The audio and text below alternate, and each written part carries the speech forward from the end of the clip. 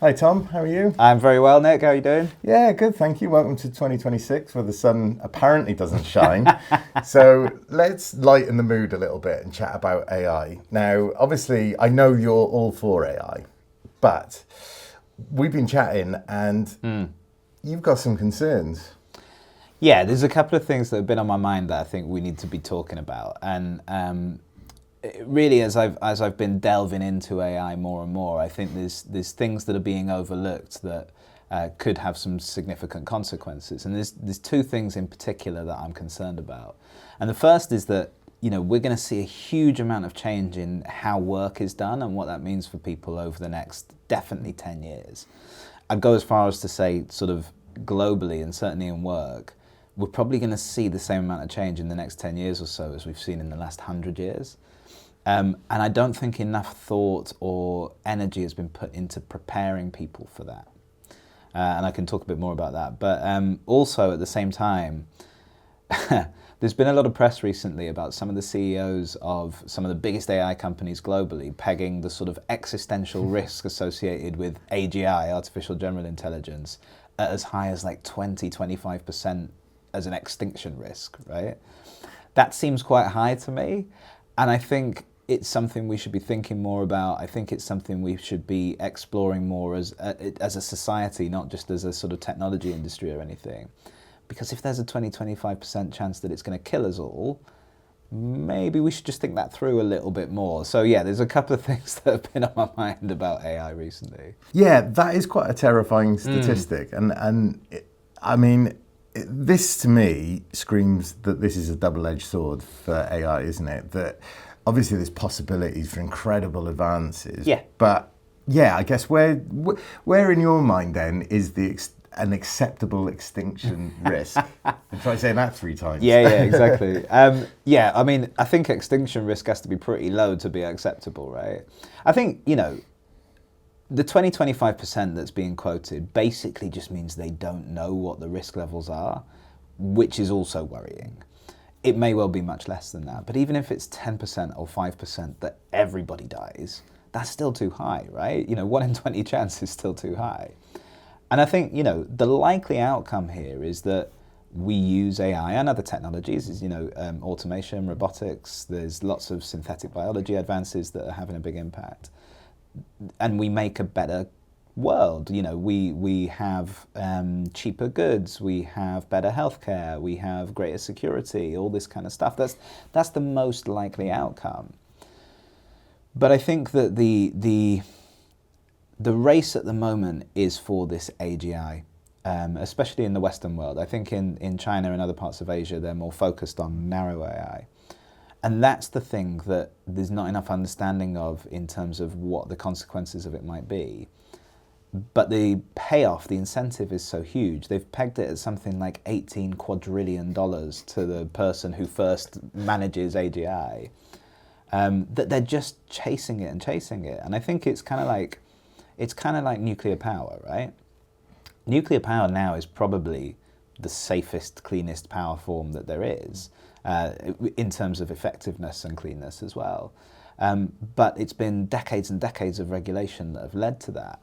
And it was only things like Chernobyl and 3 Mile Island and Fukushima and things like that led to those regulations. But the issue we have, and I've talked about this in the past, is that the AI version of Chernobyl in a world that's so connected and so digital could be one that none of us actually see the other side of. And so, what level of existential risk is acceptable? It's a very difficult question to answer, but it's got to be like vanishingly low.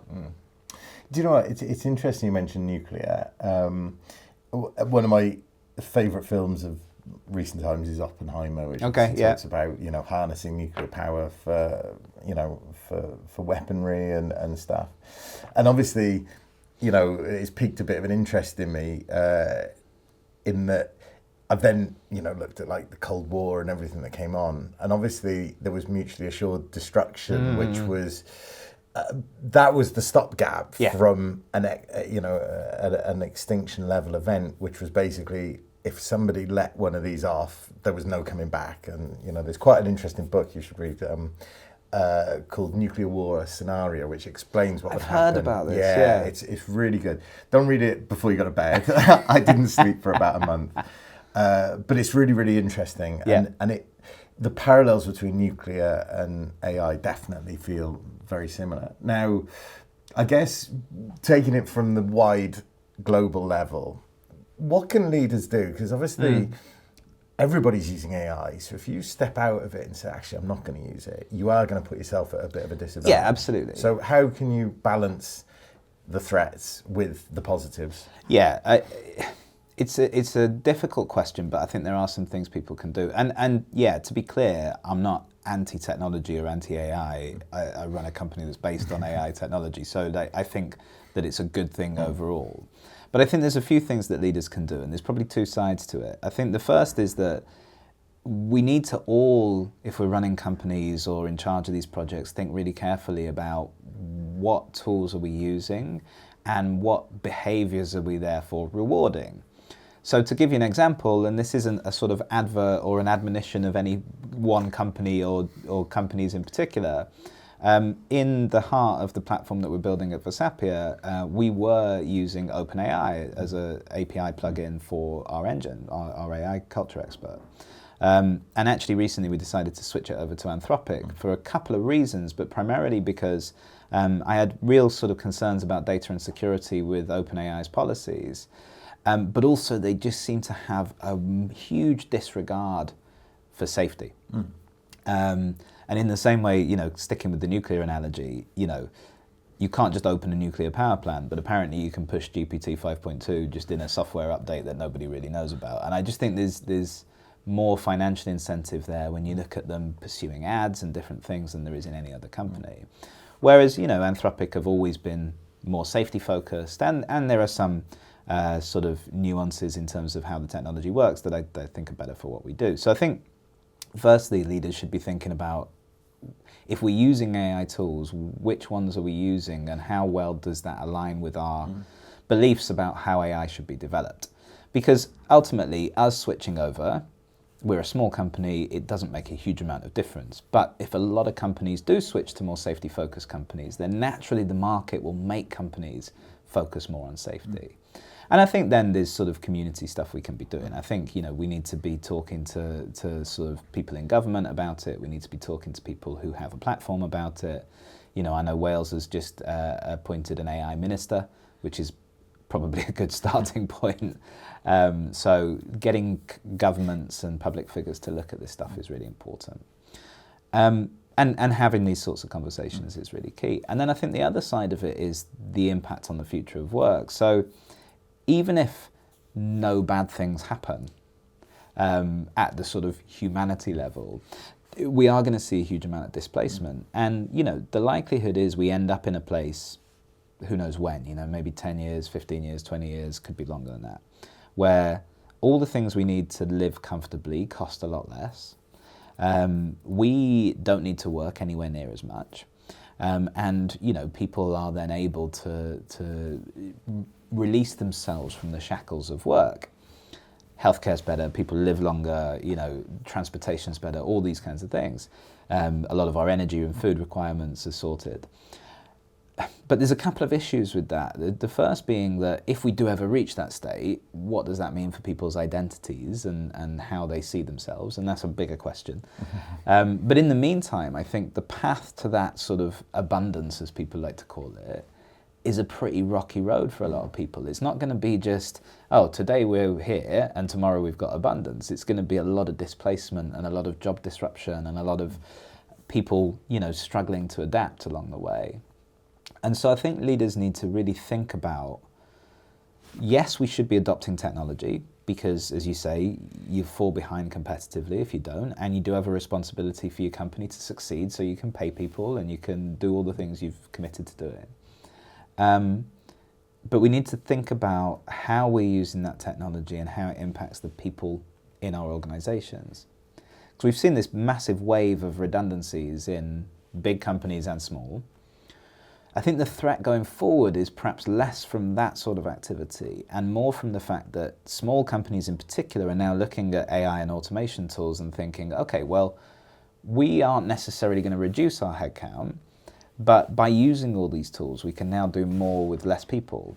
And so hiring gets delayed and pushed further away. They can do more before they need to hire another person. A lot of the things that are being automated are pretty routine entry-level tasks, which in the short term is fine, but then in 5-10 years, where do your experienced people come from if there's no jobs for people with no experience?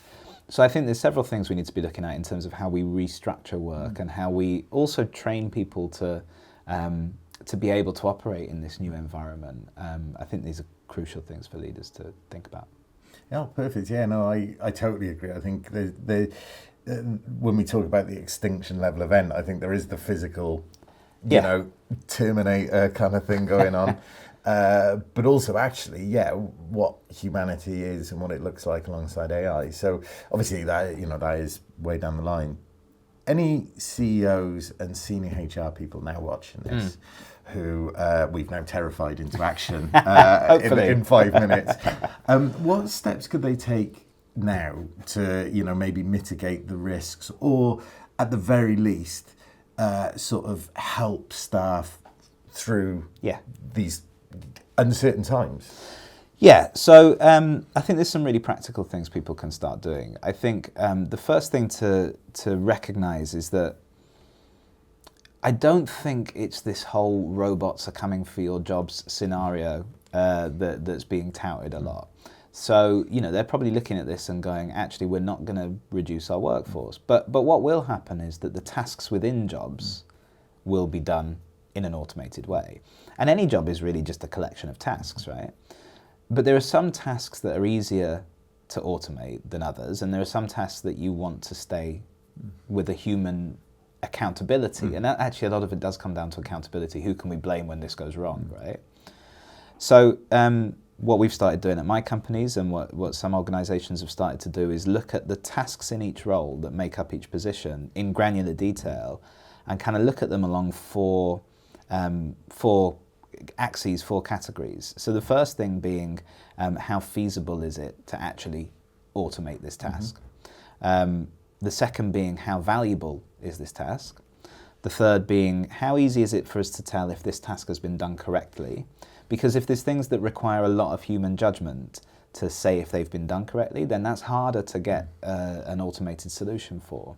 Whereas if it's just fill out a form and it's really easy to see if it's been done properly, that's pretty easy. And then the third is, I suppose, the risk factor. So what are the stakes or what are the consequences if this thing goes wrong? And what you're looking for in people's roles is tasks that are easy to automate, that are high value, where the stakes are low, and it's easy to verify if someone's done them correctly. And if something ticks all those three boxes, they're a really good candidate for automation. Now, you'll find in most jobs that there are tasks that don't tick those boxes, that they have high stakes, it's hard to tell if they've been done properly, and it's hard to automate them. So those are the things that are likely to make up the human jobs, whereas the other things are more likely to make up the, let's call them robot jobs for the sake of this. And so that gives you a real clear lens to look at not just, what's the job as a whole, but what are the tasks that make up this job, and how do we focus people more on the bits that can't be automated? And perhaps that's retraining, perhaps that's reskilling, perhaps that's repositioning what they do. The capability of these AI and automation tools is going to continue to increase, and especially when you have sort of humanoid robots that work well and that kind of stuff, that adds another factor. But I think, we have a responsibility to help people understand that, look, these are the things that are going to change about your job. These are the elements that are likely to go away. These are the things that you're going to need to get really good at, and helping them to get really good at those things. And if there are situations where entire jobs are being eliminated, then I think, the very least we can be doing is helping people to understand how they might be able to use their skills, maybe not in our organisation, but in general. Because I think there's going to be a big move as well towards just more human experiences. So I have a friend who runs a kind of pretty high-level exclusive coaching practice. And he used to do lots of virtual group coaching and all this kind of thing. And he found that he was not winning as much business as he used to because a lot of people were just starting to use ChatGPT for a lot of coaching. So what he did was he moved his practice to solely focus on athletes and high-level CEOs and in-person retreats and experiences and one-to-one coaching. Raised his prices quite a bit as well. But that business model worked really well because people still crave that human connection. So there's going to be this whole category of sort of non-synthetic things that people want as well. So yeah, I think helping people understand how their roles are going to change, how the organizations are going to change, and then helping them position themselves for what's coming next. It's not just a company responsibility, it's a government responsibility, it's a society responsibility. And you know, we've got organizations like Cardiff University are rolling out free AI in the workplace training and that kind of stuff. But I think as leaders, if we're going to benefit from automation and all the things that come with it, then we should think about the consequences for everyone else. The thing about human interactions becoming more valuable is something I very, very much believe, you know, is going to be one of the benefits of AI, sort of, maybe not by design, but, you know, by consequence, definitely. Something that happened to me recently was one of my clients actually asked me to list all of the ways that I use AI within my workflow, which was quite an interesting audit that I hadn't actually done, because I think we're all in danger of, you know, trying different AIs and, you know, and without knowing. And suddenly I had about 2 pages of AI stuff that I use. Do you think that companies should be doing that more regularly with their suppliers and vendors, maybe to understand how much AI is going into, you know, the supply chain? I think there's some value in it. I think it sort of depends on what their position is about AI use. And I suppose that's really where I'd recommend companies start, is like, what's your opinion about this? You know, are you saying that AI shouldn't be used? Are you trying to understand what tools are being used? Because there are also some data issues with using certain AI tools as well. They're not necessarily as secure as we might want to think that they are. But I think, if you have concerns about what's being done with data, what people are doing with your IP and those sorts of things, I think it's certainly worth doing. Yeah, no, that makes sense. So, so we've obviously talked about sort of the baby steps, you know, the things you can do now. And obviously you mentioned before that in the next 10, 20 years, the workplace is going to change dramatically. What sort of goals should people be putting in place, you know, senior leaders be putting in place for the next maybe 1 to 3 years? And then what do you think they should be looking at for like maybe 10 or 15 years? I think it's become really hard to plan that far out. I think 1 to 3 years is a useful horizon to look at. I think 10 to 15 years is so difficult because the world will be so different. Every industry will be so different. It's incredibly hard to plan for. But I think, you know, a direction of travel is useful. I think, you know, the thing I would encourage everyone to be thinking about is that the way that you do what you do is going to change enormously. But the value of what you do, or the reason you do what you do, may not. And it might do. You know, you might need to rethink that as well. So I think first of all, really understanding, if you were looking at the first year of this, really understanding, you know, what is the point of this organization? Why do we exist? What value are we contributing? What impact are we having? And becoming stubborn about that, not about this is the way that we work today. And then I think, you know, doing this audit and perhaps including suppliers, I think that's a good way to think about it as well, of the tasks that are involved in what we do and what are our thoughts about how to better do those. Because, I think, look, the change is already happening, the change is inevitable, and you're already seeing companies really coming under pressure from sort of AI and automation powered competitors. So you can't ignore what's happening.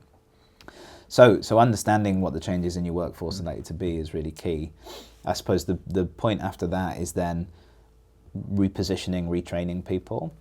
And then as you go forward, and once you've got those basics in place, because there's also a relatively low level. If you took an organization, an average of every organization in the world in terms of their sort of AI literacy, it'd probably be pretty low, actually. There's a lot of people talking about AI, And for those of us that use it quite a lot, we sort of assume that everyone else is using it too. But especially in large companies where there are sort of IT policies and data policies to consider, actually usage isn't that high a lot of the time. So I think getting people to that basic level of understanding and literacy is really key. Once you've done that, it then becomes, I guess if you were then looking sort of year 2, year 3, it's then about, okay, well, firstly, what are we now able to do for our customers, for our other stakeholders, for whoever's important to that business that we couldn't do before because we were resource constrained or capacity constrained? Because once you've been through that audit, there's probably lots of other capacity that you can unlock by using the right tools. And then thinking about not just how do we do more of what we do now, but how do we completely change the experience that our customers have, because we can give them so much more tailored attention. I was speaking to someone who runs a housing association, and so they provide housing for a lot of low-income families, and they were talking about developing a tool that's essentially an AI assistant for each one of the families that lives in their properties, but helps them negotiate their bills, helps them understand like how to feed their family healthy, like some of the things that are facing people in the world at large, really helps them to do that. So there's a customized solution that they could give. And they have community officers who sort of try and do this now, but they can only go to so many houses in a day, right? So they're able to do that so much more. So I think thinking about how do you transform your business based on that core fundamental mission with the tools that are available is key. And then I think the final thing people should be thinking about, and this is, maybe sort of 3 to 5 years out, is, right, if we're now outsourcing all of these tasks to technology, and it's probably meant that we have a reduced hiring plan. How do we build succession in our organizations? So how do we actually develop the people who are going to run these tools in the future? Because, managing AI tools or automations is really a management task. It's about coordination, it's about communication, clear communication. And so a lot of the time at the moment, we bring in people early in their career to do the routine work so that they really get an understanding of how everything works before they then are able to start making decisions about it or changing things or what have you. There's going to be a real gap when that routine work no longer exists. And there's a real tension with this between wanting to be super productive, because we are in like a hyper productive age, and taking the time to help people to really understand. Because a lot of that is going to be seen as non-productive time, because you don't get the payoff straight away. Your investors are going to be asking you why you're hiring all these junior people who are at 20% utilization or whatever, where you're trying to future-proof it. So I think that's the next question to really think about once you have the foundations of how's our organization going to change, what can we do more for our stakeholders. It's then, okay, how do we build the workforce of the future? How do we build that succession? So those are the things I'd probably look at in that order. Oh, cool. And I guess, talking about that succession, it comes back to that human element being vitally important. And I know that you're very passionate about high performance culture and stuff. So have you got any tips for people to, bring in high performance culture? I know you can't do it overnight, but, where do you start? Yeah. Well, I think in general, when we work with any company on their culture, it all starts with that thing I just talked about, that mission, that purpose, that vision. What does the company stand for? And then you move into sort of what kind of company are we building, therefore, what kind of people are we hiring, how are we managing them, how are we developing them, what kind of environment are we creating, and how are we leading them. Those are sort of the core elements of high performance culture. And I don't think those change as we move forward, because they're really based in human psychology and biology, which hasn't really changed that much in the last 2,000 years, nearly 3,000 years.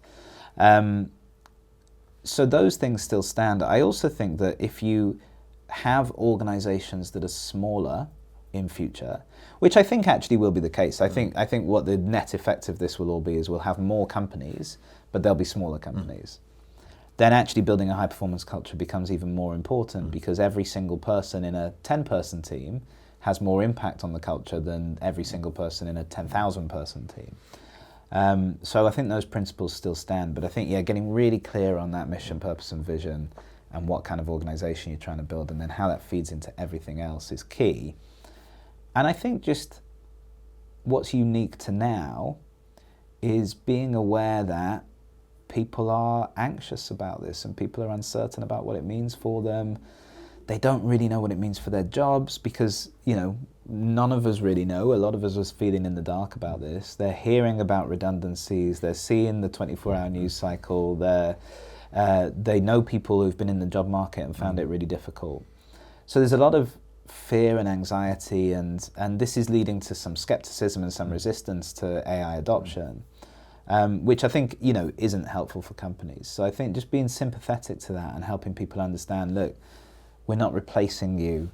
We are augmenting you, and these are the ways we're doing that. That means this is where your career goes, and just really helping them to understand what that next few steps of the path looks like. Because, I mean, we can't tell them what the next 10 years looks like. It's too difficult to predict. Yeah, it is funny you say that I think I've certainly noticed that everybody now knows somebody who's lost their job because of AI, even though it's not perhaps AI that's cost the job. It's just like you say, it's different. It's easy to ways blame. of it. Yeah, exactly. And it's just, you know, different companies are just doing what companies have always done and looked at how they can save cost. And human resources are a huge cost. Yeah, and I think the other factor in that is that when everybody's making redundancies, it's much easier to do it. So, you know, in times when things are good, companies don't want to make redundancies because it makes people nervous about what's happening at that company. It makes investors nervous. It makes the market nervous. When everyone's making redundancies, it's just reprioritization of workforce, restructuring. It's acceptable to do it. So I think, you know, that also is a factor in there. So a slightly trickier question, because we don't want to be political about this, but thinking more generally about it, you mentioned regulation at the start of the chat, and I'm a strong advocate for it. I think there should be more regulation. I do see that the government, you know, the way that it works is not at the same pace as AI. Yeah. So do you think sort of senior leaders and CEOs have a power to try and influence the government on that front? And, you know, what sort of practical steps could they take on that, I guess? Yeah, so I have a lot of sympathy for governments on this at the moment, because I think it is incredibly hard for anyone to keep up with the pace of you know, how quickly the frontier is accelerating. And look, we know that governments don't move particularly quickly. We know there are deep embedded organisational reasons for that. So I think it's incredibly hard for them to keep anywhere near up with what's happening. But I don't see another way outside of regulation that we progress safely. That doesn't mean I know what the regulation should be or how it should be applied or anything like that. You know, maybe I'll try and come up with some ideas about that. But yeah, nowhere near that at the moment. But I think what we are actually seeing is the EU are trying to regulate. So we have the EU AI Act coming through, and that's pretty comprehensive.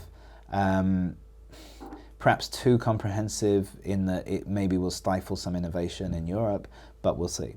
I think in the US, the leaders of the big companies are actually doing the opposite. So they're actually advocating for no regulation. And this isn't necessarily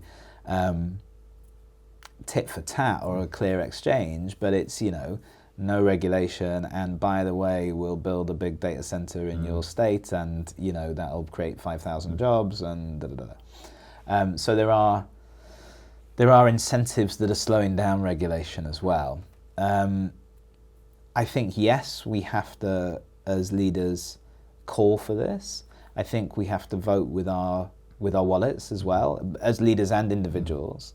I think that the ultimate thing that will either slow the progress of this technology down to an acceptable and safe level, or increase impact on safety, is going to be what the market tells these companies. So if everyone said, listen, I want to see your safety policies, and I'm only going to use AI tools that I believe are being developed in a safe and responsible way, then, and decided not to work with companies that weren't doing that, then that would be a clear message that those leaders would receive, and then they'd have to adapt because otherwise they'd go out of business. I think if there are enough incidents that public opinion calls for more regulation, that will also slow the market down. And by the way, you know, I'm not necessarily saying that slowing down the development of these technologies is the right option, but I just think there needs to be more resources paid to the safe development of them. So I think it's going to be market factors that shape it.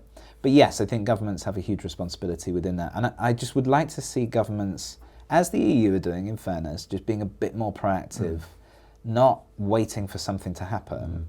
But, you know, if you look at the last election here in the UK, there was very little conversation around AI. Some of the conversation was around the use of AI and drones and things in defence, but there was very little talk about AI regulation or how we were going to develop AI or anything like that. I think partly it's because people don't realise how quickly it's accelerating, where it actually is, and how unsafe some of it may well be. But yeah, we need to find ways to shift public opinion, and that unfortunately is likely to happen through some sort of incident, but hopefully it's a series of small incidents rather than something that carries that sort of extinction risk. And I think, you know, just on that point, this isn't necessarily a sort of nuclear armistice type situation. I don't think it's necessarily intentional misuse that's the issue. I think that could be one of the ways that it turns into a really bad situation. I think, you know, similar to some of the nuclear reactors, it could be just human error. There could be just independent people who get hold of AI tools. Like, it's pretty difficult to steal a nuclear missile. They're pretty big, and they're on these massive bases guarded by thousands of soldiers. Not that hard to get hold of an AI tool that could cause some really real damage. So that's a possibility. But then I also think there's a big thing that AI researchers call the alignment problem, which could just be that these tools behave, or these technologies behave in ways that we don't predict. And the kind of simple way to talk about it is that, you know, imagine you build a fully autonomous agent who has lots and lots of capability beyond what they have today, and whose sole directive is to make as many paper clips as possible. And you've not really given them much guidance beyond that, but that's their objective. So they start out by getting as much metal as they can and making paper clips out of it. But suddenly there's not enough space for all the paper clips. So then they start knocking down houses around the factory to expand. And then suddenly they go, we've run out of metal. So now actually we're going to use biological material to make all these paper clips. And this machine is just trying to make paper clips, as many paper clips as it can. But its objectives are not aligned with what we want. And I think that's probably a bigger problem, because we just don't understand enough about how these technologies work and think to guard against all of that. So I think those are the things that we need to be thinking about. As individuals, we should be talking about these things. We should be putting pressure on the companies that we use or not use. And where we have the access to them, you know, we should definitely be talking to people in government and trying to push for more oversight and more regulation.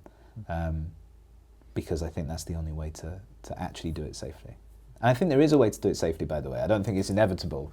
And I think the likely outcome is good. I just think the risk is too high for us to not take note of.